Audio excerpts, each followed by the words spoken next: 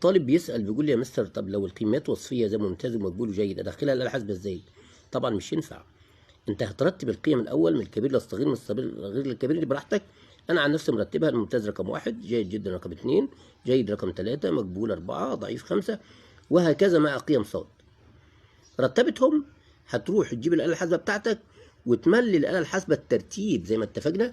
هنروح على أدي مود وأدي 3 وأدي 2، هيطلع لي العمودين دول. هنكتب في العمود الأولاني قيم س اللي هي كانت 1 يساوي 4 يساوي وهكذا.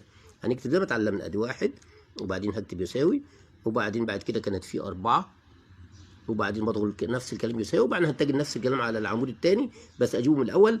انا عشان مش هطول الفيديو انا كتبت الكلام ده على الآلة الحاسبة اهون.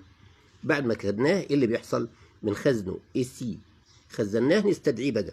نستدعيه ازاي؟ اللي هو شيفت 1 5 شيفت وادي 1، وبعدين هضغط على ال5 هتلاقي الار رقم 3 اهي. اضغط على رقم 3 وقول لها يساوي الار دي معامل ارتباط، قول لها يساوي. طلع الناتج كام؟ -1. الاجابه اهي كانت -1.